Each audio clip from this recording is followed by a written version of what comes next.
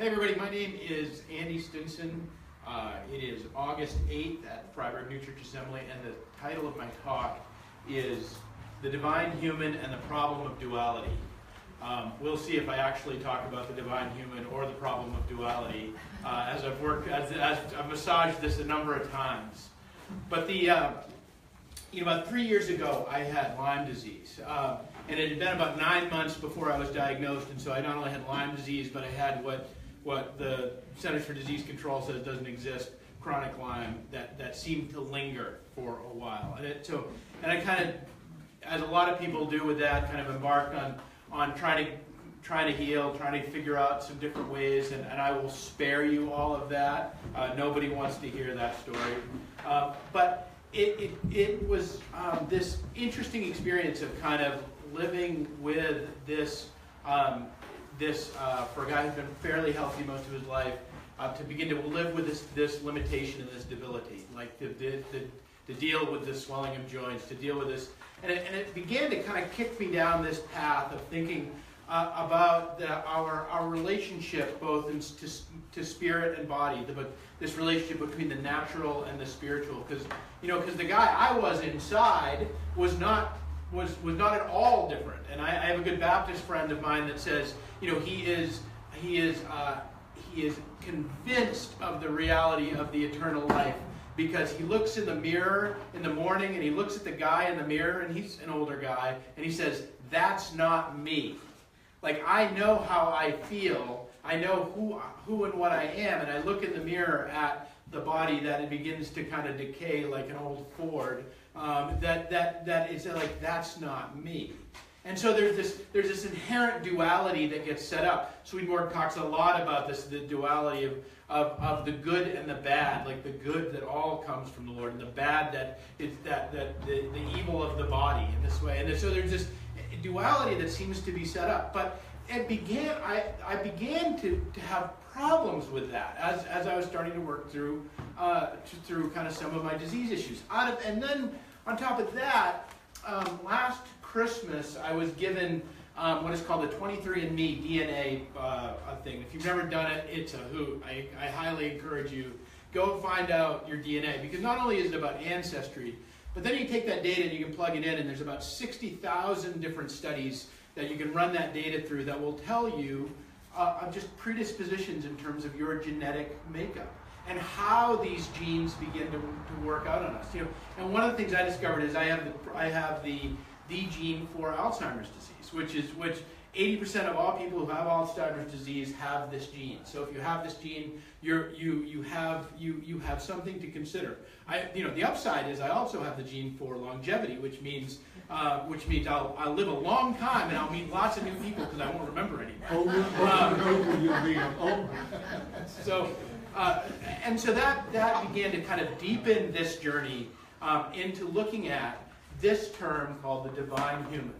Because you don't find that because what starts to, and this is really new research in terms of the genetics of this sort of stuff, is what in having mapped the genome, what they figured out is that our genetics are not destiny, and there are these amazing kind of things that we can do in terms of what genes end up getting expressed over time.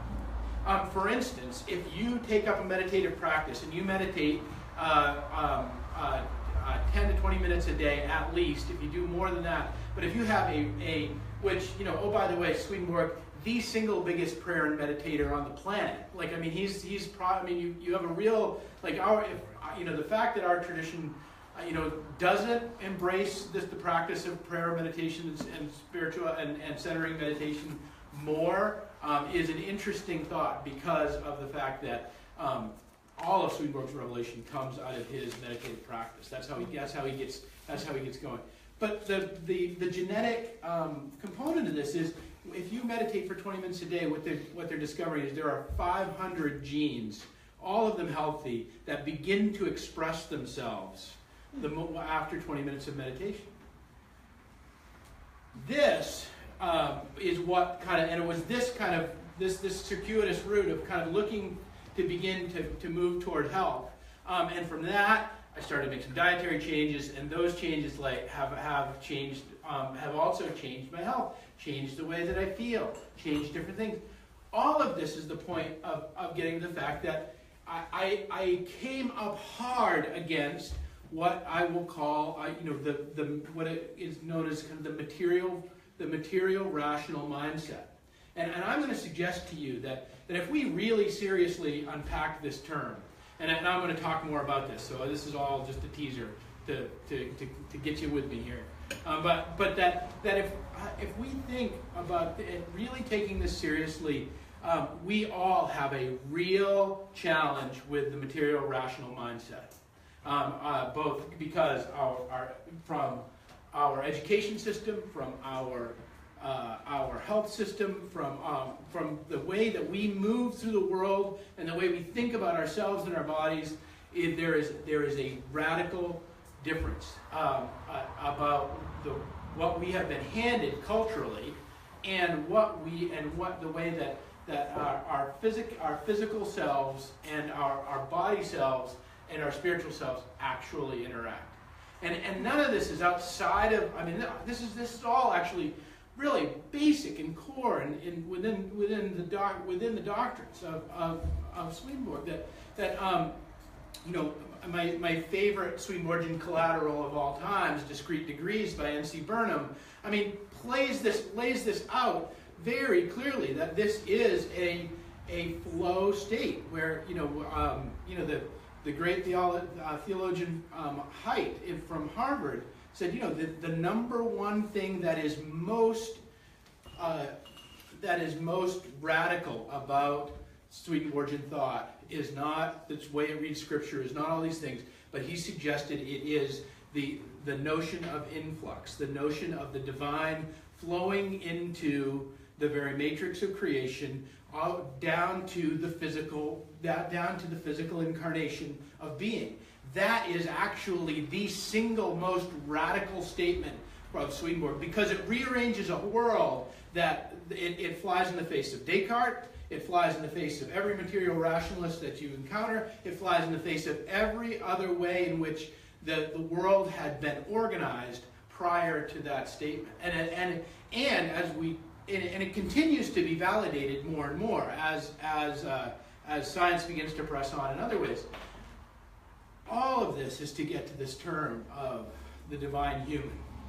Now, this is another term that is uniquely Swedenborg's. He is struggling to figure out a way to talk about Jesus in the human condition, and so he talks about the divine human. And if you go if you look up how many occurrences there are of this phrase, the divine human, within Swedenborg's writings, there are hundreds and hundreds. He comes back to it again and again. And he says this is actually the single most important thing. I give you an example. He talks about it in Heaven and Hell 534, where he tells the story of this great way that leads to this from the spiritual world into the more eternal realms. And he says, good people and evil people are equally sharing the road. They're on the road, they're having fun, they're talking with each other, they're having a nice time, and they get to this one point in the road, and there are and people who are essentially bound for heaven end up seeing this big boulder in the road, and they kind of go around it, and they go up into what he says, up into the left. So they actually, where they were perching north, they actually go to the west and to the south. And then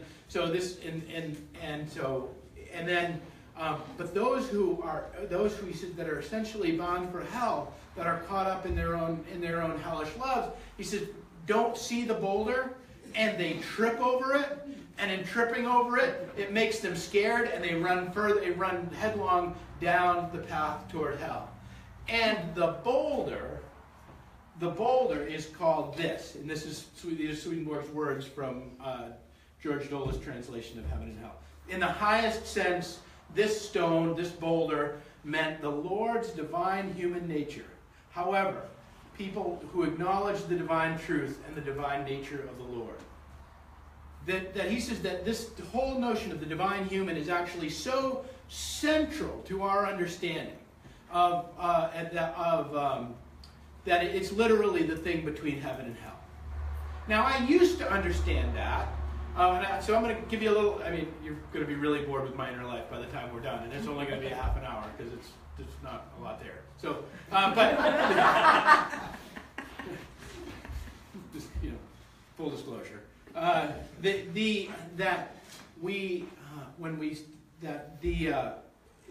really I used to kind of understand this in the sense, and I don't think it's necessarily invalid, but I think it was incomplete. I used to understand in the sense of the way that the Hindus talk about kind of the prayer namaste, when we're greeted by namaste. Namaste means the God in me salutes the God in you. The divine in me salutes the divine in you. That's kind of the rough translation of that. And it's to kind of say this, to kind of have this understanding that that in order to kind of find one's way into the heavenly life, what we must look at the other.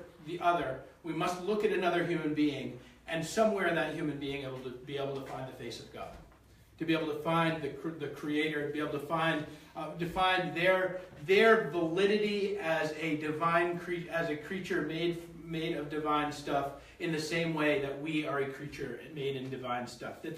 That's what I really started started with that. And I don't think that's untrue, but I actually think it's really incomplete in terms of because of what Swedenborg is driving at when he says that the divine human, and the divine human is the description Swedenborg uses to describe Jesus at the resurrection. That this is the person that he both fully human, fully divine. Now that's not radical within Christian thought.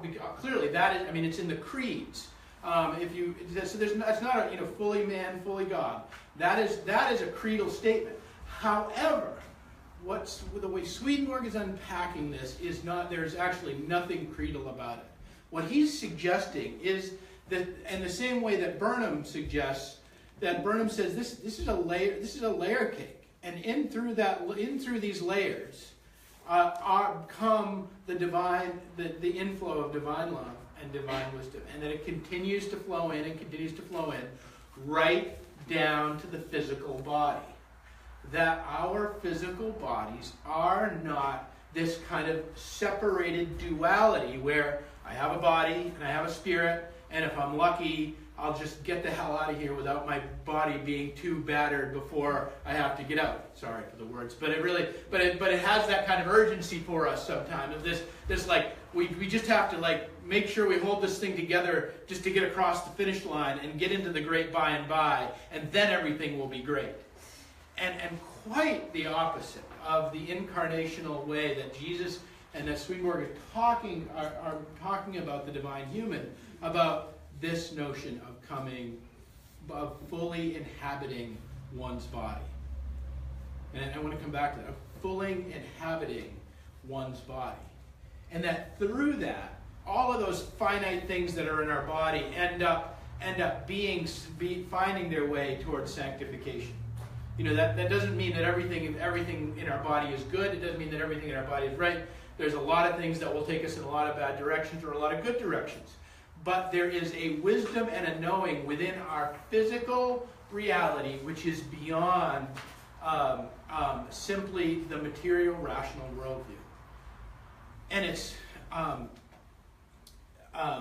another story and this is such a huge deal to Swedenborg, because he talks in TCR 111. He tells us it's a 7-page story about showing up in the spiritual world and meeting all of these different clergy and different representations from all over the Christian world. He meets evangelicals, he meets Catholics, he meets Lutherans, and the challenge is that he keeps poking them with, this is one of my favorite things about Swedenborg, is that he kind of wanders around the spiritual world just poking at people, which, like if you need a hobby, that's really a pretty good one. I like it. But he says, look, I want you to say these words. I want you to say the divine human. I want you to say the words divine human. And they can't do it. And he's talking about in the spiritual world, because of the fact that the ability to be duplicitous has been removed, so they can't just like the ability to be hypocritical is that's kind of the first thing that gets removed for us. And so they're in this place of just what people really, they can kind of only say what they really believe. And there's all of these again and again and again over 7 pages, he's kind of describing these different spirits, trying to say, and they can't physically say it because, and this is, I know it sounds silly in a way, but it has such deep implications. Because look, this body that we inhabit, we inhabit, is not just a body we inhabit. This is not just a meat suit that we're somehow looking for the zipper to actually just get out of this thing and go do our thing. I mean, that's early Gnosticism. And there's been a lot of the church that has embraced that over time, and I believe it is actually what we find constantly perpetrated upon us in terms of the whole idea of the material rational worldview, which says, we're a bag of protoplasm with an urge to procreate, and really there's not much more going on beyond that. And within those processes and within the chemical processes that are going on, pretty much, and the evolutionary instinct, all kind of reality can be understood. We are called, and this has been more and more of where we've, and I appreciate George's lecture coming off of that, because the whole matrix that we begin with and we start with is that in this life the best we ever get is the celestial of the natural. In that regard, like the best we ever get is really not even the jumping off point for kind of the spiritual world. And what that signifies to me is the fact that the larger call and the larger invitation is that we are to allow these things, love and wisdom, to inhabit our very bodies, to make up the very cells and sinew and fingernails and nose hairs of our existence. That those have in them, and this is not completely unique to the New Church in the sense that the Orthodox Church carries a part of this belief as well. There's a strain within the Orthodox Church that has held some of this over time. But between Plato and the job that Plato did in terms of offering us dualism, in terms of that we really have some deep and powerful unlearning to do around what we know about bodies and about how they're really called to be our furthest extension of the expression of the divine. I mean, think about that. They're really called to be the furthest expression of the divine, our physical selves. I spent most of my life, treating my body like a tent. We don't even have to talk about temple. Like most of the time, that there's this, but we think about that, that even Scripture that tells us, the body is a temple. It is this place. It is not just. But it's not just this place of a temple that has these kind of this rambling ghost around inside of it that's going to go rattle the windows. But it's the sense that it is truly built of the stuff of our divine nature. That it is truly the incarnation of that. One of my favorite Swedenborg stories is, I wonder how many people know this one, because I always love throwing this one out in terms of Swedenborg trivia.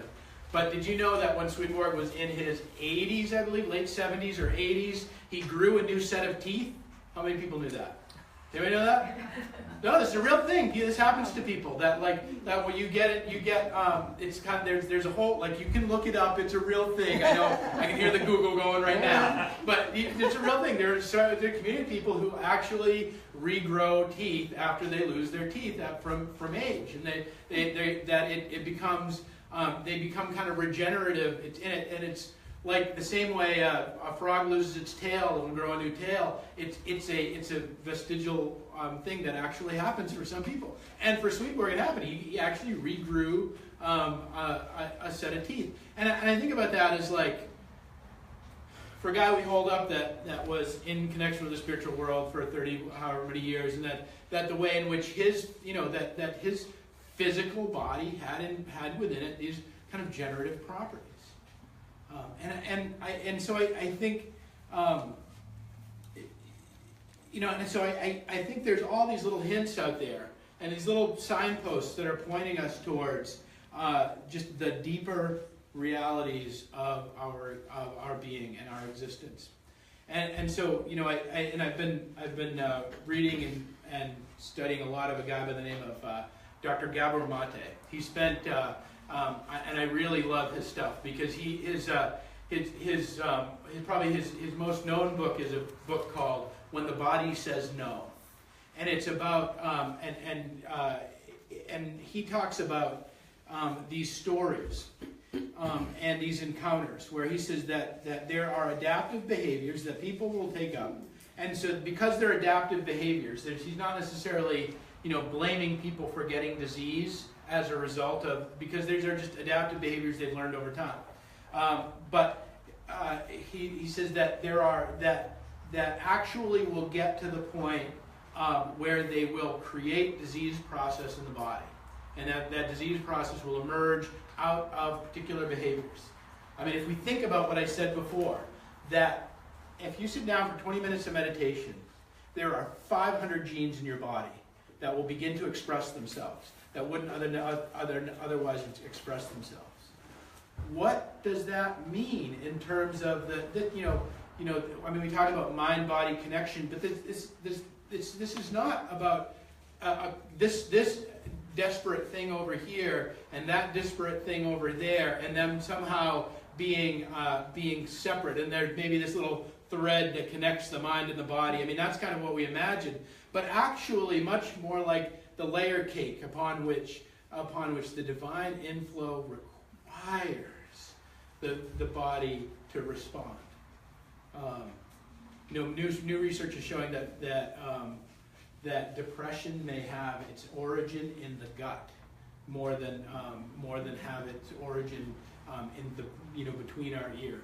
That there's these deep functions of biology that are, and they're not originating things, but they are sanctifying things. And so this. Gabor Mate tells a story, and it's about a woman he calls Rachel, and Rachel ends up. Rachel is supposed to have an appointment with him, and she can't make it, and she ends up and is rushing to get dinner done by 5 o'clock because it is Rosh Hashanah, and her family is showing up at 5. Her brother is showing up at 5 o'clock, and her brother hates her. And so what Rachel does is she would go over and she would make dinner for her entire family, and she would leave before her brother showed up at 5 o'clock, and she would depart. Rachel never got the meal completed because her body began to inflame in ways that were just unprecedented almost immediately. That she began that quite literally her elbows, her knees, everything began, and she ended up in the emergency room with Dr. Mate, and he's looking at her and he's saying, quite literally, it is this case where her physical being said no. That she was being so compromised by this situation of the acrimony between her and her brother and her family, that they would be having this nice meal that she prepared because she believed that when Dr. Mate asked her, he said, why did you do this? She says, well, I think families should be together in the holidays. It's like, but you're not going to be there. They're not even going to let you be there. in this complete self-abnegating way, completely against the greater truth that was in her body, in her gut, in her wider being. I think we can probably pretty well say that God did not whisper her into being for her to be to be hurt and abused in such a way. And at this point, her body quite literally said no, and that she had this massive attack of inflammation, and could not complete the meal. This all might sound pretty basic in terms of the mind-body connection idea, all that sort of stuff. But, I want to kind of wrap up on this, is that I think the implications of it are profound.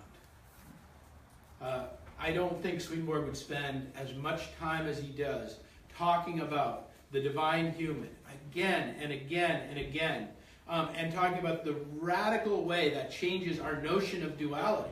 That there isn't a duality, that our physical selves are the furthest and fullest expression of our spiritual selves. Now that doesn't. I understand. Now we're bordering on, paging Dr. Eddy, paging Dr. Mary Baker Eddy. I mean, I understand we're bordering on, the kind of the Christian Science notion, and yet there are truths within that. Now there's it takes a lot to do that. It takes a lot for the love which we carry, the truth in which we know, to fully inhabit our body. But there are cases where, and this is well documented, there are cases of multiple personality disorder where one personality will have full-blown diabetes, will need to check sugars, will go into diabetic shock if not maintained. And if another personality presents itself, that person will no longer have diabetes, and it's unrecognizable as a diabetic in any form. This is the whisper. This is the point that I think Jesus is talking about when he's talking about us of being fully God and fully man. That we too are invited into this space. Now, are we to become gods? No. But we are to become the fullest manifestation in our physical selves of what that looks of our of our being, and that there is not a duality at work here, but there is a fuller and greater expression again and again and again. And I think I think the radical notion of embracing this in our walk, in the way that we move, and the way we understand ourselves, has powerful implications for everything in our lives. And I'm still working through this, and I'm still working on it. But for me, this reimagining and coming back again to this notion of the divine human, of the divine fully present in human body, fully present in the eyelashes and the fingernails, fully present. That is the template that Jesus set up for us, and so it is a template that we are invited into. And so that's kind of the extent of my journeying around this, and I welcome any questions. One thing that comes to me is the idea of, and I'm wondering if this is words you would use for it, is that the spiritual body within the natural body. And I think of this as with someone who's like lost a limb, and they still feel that limb. Sure. But it's not physically there, but it is there, right, because it's part of that sort of invisible spiritual body that we will then come into when we move into the right. And the great kind of sermon illustration that I think every Swedenborgian clergy has quoted. If they haven't, they should. That is the great, just the story of our biology anyway, is that about every 7 years that every atom in our body is replaced. That that 7 years ago, I not only was I not the man I was now, but I was actually quite literally, physically, not the man I was now. That there is no matter that made up who Andy Stinson was 7 years ago to who Andy Stinson is now. And so there's been matter that's coming in, there's been matter that's going out, but there has been that basic idea that the matrix of who I am, and when I say matrix, I mean kind of the information, the information of the form that I am, the instance that I am has is still somewhat recognizable. It's somewhat consistent. It hasn't radically changed. And which tells me there is, in fact, information that matter is falling in on. And so and I think that's a beautiful, that's just a great illustration of that, of great point of that, is to say that there is a way in which our physical selves are continuing to embody that spiritual body. And I think there's an invitation for us to do that in our practice, I guess, as part of my deeper thing. It's like, for a long time, that was more something that I felt like we needed to ignore, but it's not, there's no small, we do hold up a guy whose first encounter with the divine tells him not to eat so much. I mean, that's Swedenborg's first vision is, Jesus comes to him in all his glory and says, Emanuel, don't eat so much. It's messy, and it's messing with your ability to be in that full connection with the divine, from the celestial to the natural, or celestial to the spiritual to the natural, on into sex. But it's not just about kind of getting the roadblocks out of the way. I think it is really about embracing the notion of this being, of our physical selves being an expression of that love and that wisdom that we carry. So, thank you. Other questions, thoughts?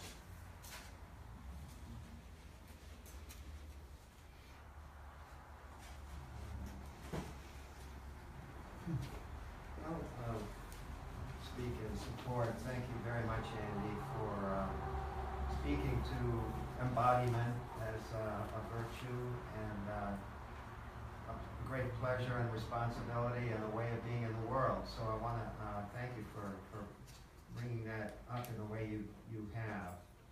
And just to reflect a little bit from what I also find in the writing of Swedenborg is his great respect for the body as what he might call an instrument.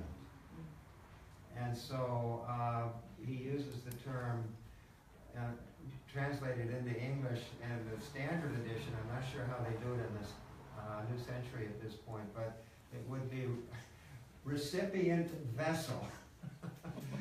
But which really means an instrument prepared to receive influx. That's the other thing that I heard Andy bringing up, is the beautiful idea of influx. An instrument from which we're designed to receive from within and outside. So sitting here, hearing you, seeing you, is a form of indirect, I believe it's called, influx. So I hear your words and ideas comes from without. That takes ears and eyes and, the ability to sit long enough to absorb what you're saying. And this is all respect that Swedenborg gives, and you've done directly in your own way, and I'm doing in reflection, of great respect for the physical human body as an instrument by which we inhabit and move through this beautiful world. So I'll leave it like that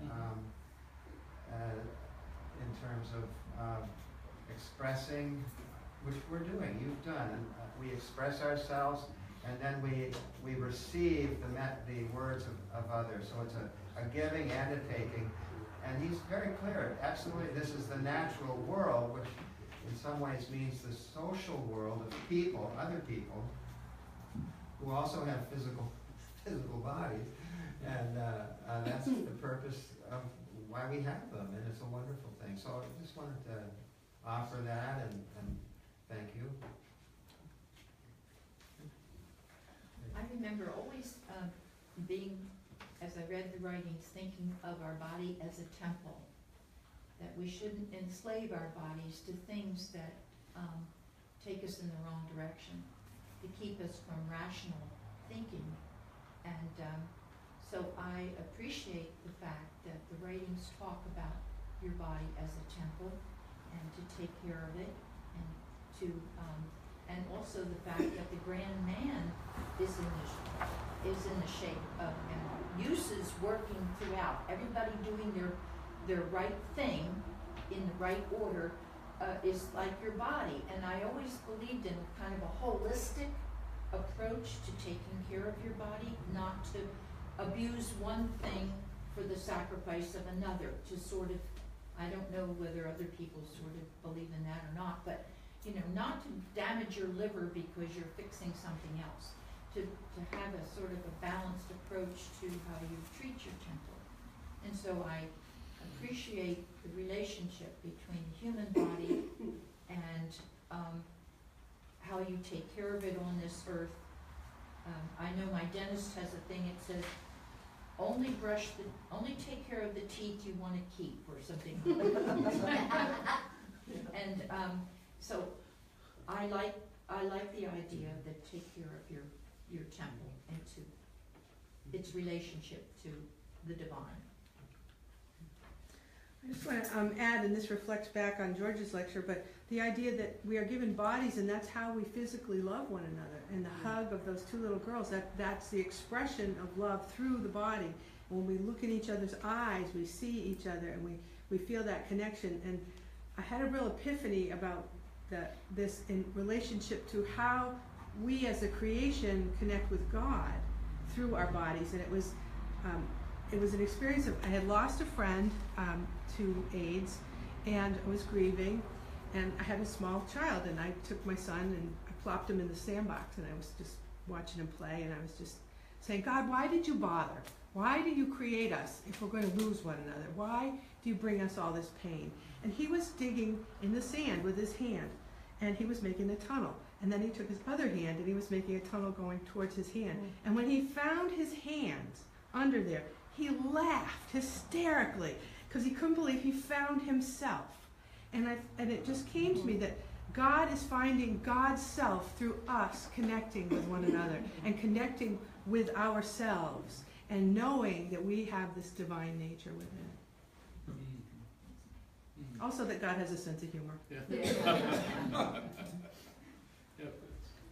Yeah, and I appreciate both those comments, and I just, you know, just on the temple thing, I really like, you know, I mean I've kind of been inculcated with that notion as well, and you know, in ways, and but I you know, the thing I struggle with that is, and I think this is a language thing of where we've ended up, is that you know, the temple is kind of this you know, kind of very static, very inanimate, very kind of like, well, the temple's just going to be and do what it does, versus you know, to think about more the living cathedral, the notion of that this thing is going to move and change and be built and constructed and transformed by what inhabits it, and the expression of that is going to carry a lot more you know, depth, and you know, I mean, like your image, that image of kind of the hands coming together and the kind of the glee that you know, it's living thing finding living thing, you know, I mean, it's life finding life in that regard, and so it is this you know, this deep incarnational notion, deep incarnation, and you know, that's why I keep talking about like toenails and nose hairs, is because this really is about the invitation of the divine human, which nobody else has this phrase, by the way. We're at, like, this is a uniquely notion of Swedenborg's idea, and that this deep indwelling of the divine in our very physical selves is not just something that might happen, but will happen over the course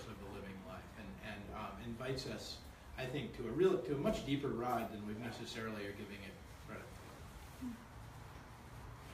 So we have another Facebook comment for you. It's from a few comments ago, so it may not be in the stream of where you were just now, but Carol says the sins of anger, selfishness, gluttony, lust, and hate make those of us in recovery sick. And when we turn away from God, then we're more likely to get sicker. Would you not say that turning away from God and toward the sin would express itself in the physical body? Yeah, I mean, I think there's lots of good. I think there's lots of good evidence in that. I mean, we tend to think about, and one of the things I love about Swedenborg is that he's willing to. He's probably the only theologian I've ever read that really is also willing to talk about the pleasures of hell.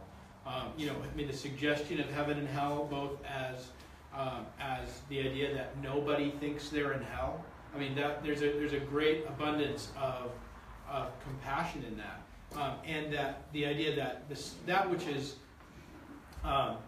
is sinful mostly because it hurts and it closes our world off versus opening our world. And so I think there's something profound in that in terms of the things that again, even going back to Swedenborg's original vision of Emanuel, don't eat so much. The idea that was the thing that was blocking the ability of the divine inflow into his physical being, his deeper insights that were to come.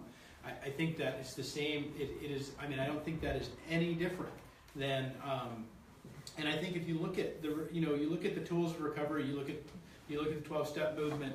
A lot of what that is doing is, in fact, creating a space in the temple by creating, changing a physical way in which to be. And I think there's a lot of validity in that. And as the other thing is and this Gabramate talks a lot about this too, and I really like it, is that I think there's a real and this is where I think kind of Christian Science and Mary Baker already fall down, is the idea that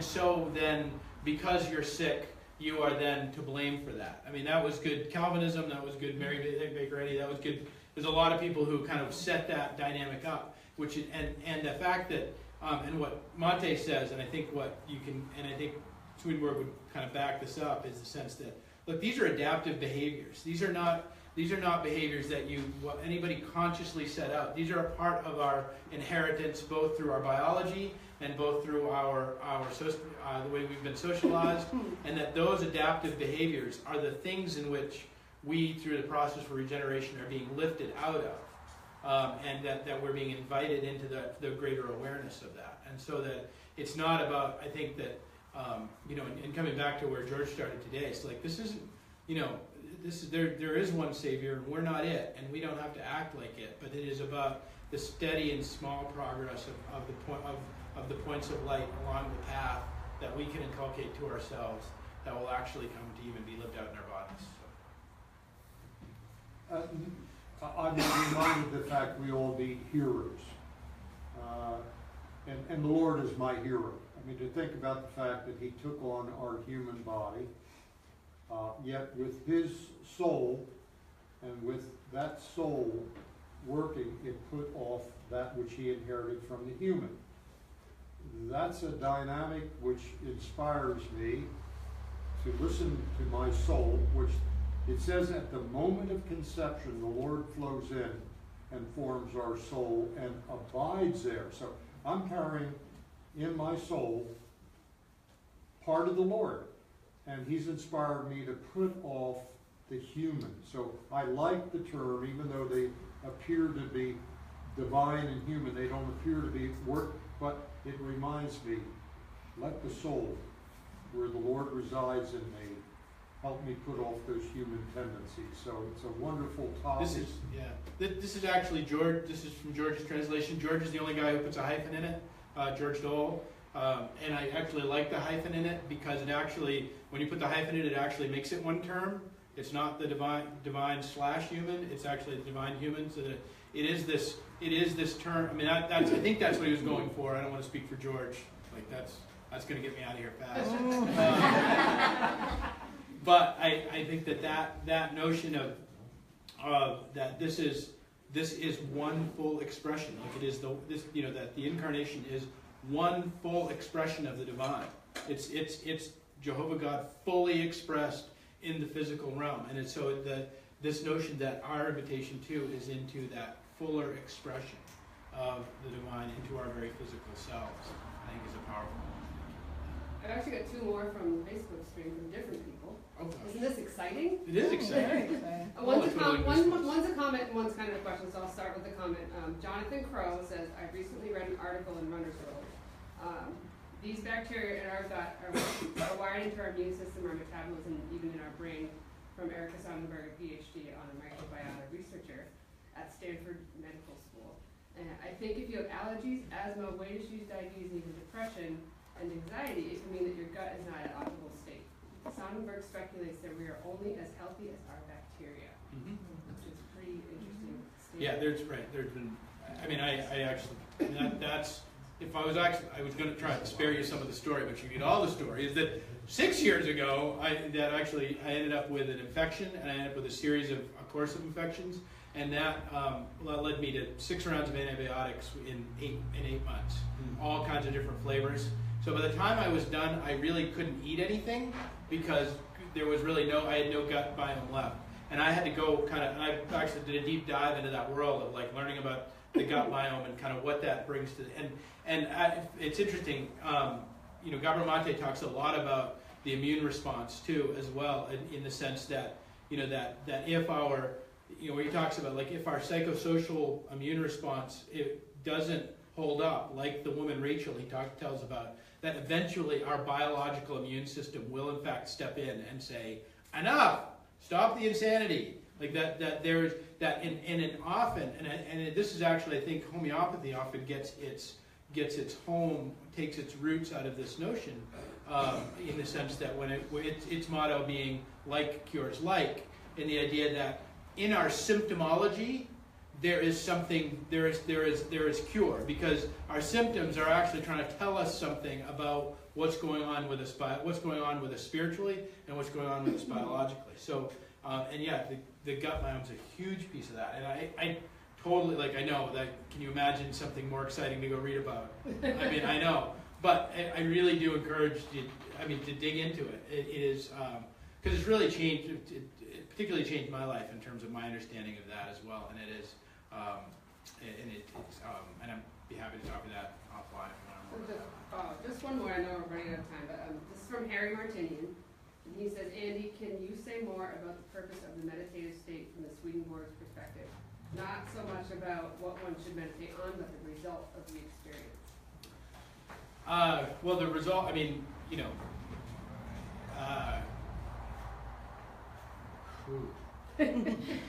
well, I think there's a lot of ways I can come at this, but I'll come at it from this point of saying, we have, Swedenborg maps out our inner life in the basic way of we have the external and we have the internal mind.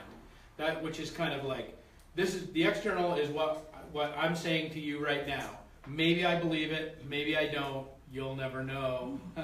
But we can be duplicitous. We can lie to people and not mean it. We can be hypocrites. That we have this external facade we can put out to the world, and we have our internal selves.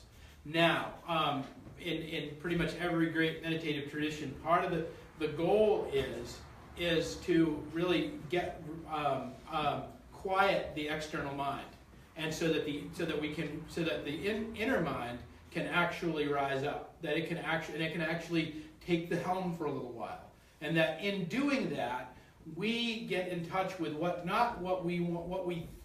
we call true, like, oh, it's true, it's raining out. It's not what we call true, but we get in touch with our inner truths.